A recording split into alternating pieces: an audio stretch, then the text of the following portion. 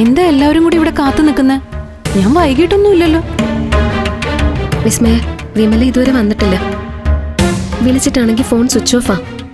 ഇത്രയൊന്നും വൈകാറേയില്ല. മോളെ, ഇനി എന്താ ചെയ്യേണ്ടത്? ഒരു മിനിറ്റ്.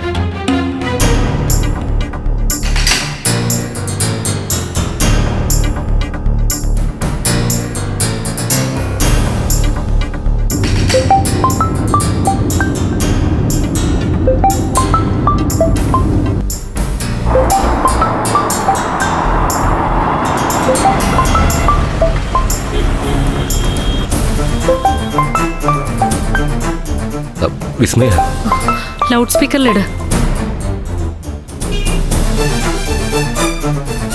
ഹലോ വിസ്മയ. ഹരിയേട്ടാ, വിമലേച്ചി ഇന്ന് വിളിച്ചായിരുന്നോ?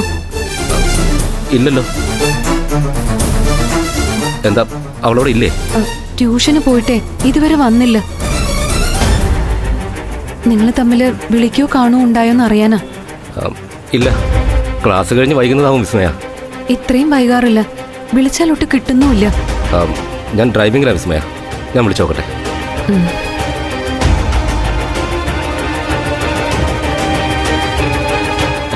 എന്തിനാ വിമല ഇങ്ങനെ നുണ പറയുന്നത്? ഉള്ളതുപോലെ പറഞ്ഞൂടെ?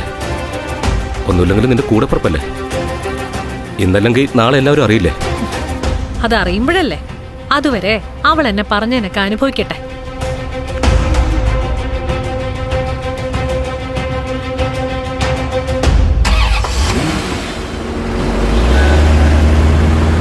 ഹരിയേട്ടനെയാ വിളിച്ചത്.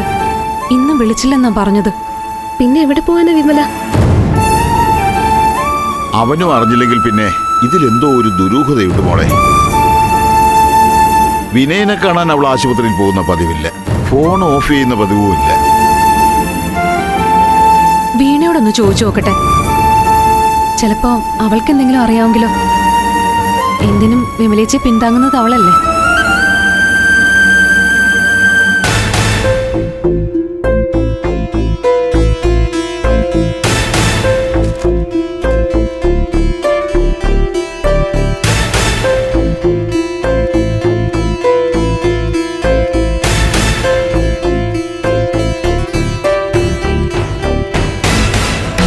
വീണേ, വിമലേച്ചി നിന്നോട് വല്ലതും പറഞ്ഞോ?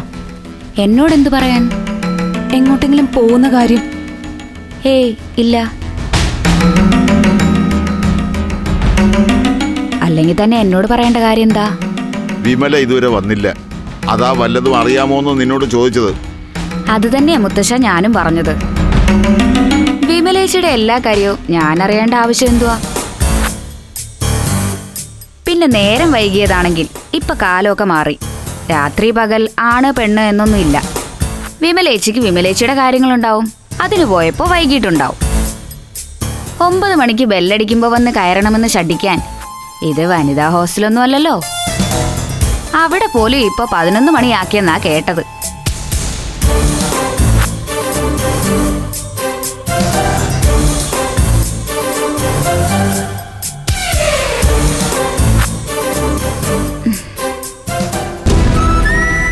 ഇനി എന്ത് ചെയ്യും മോളെ?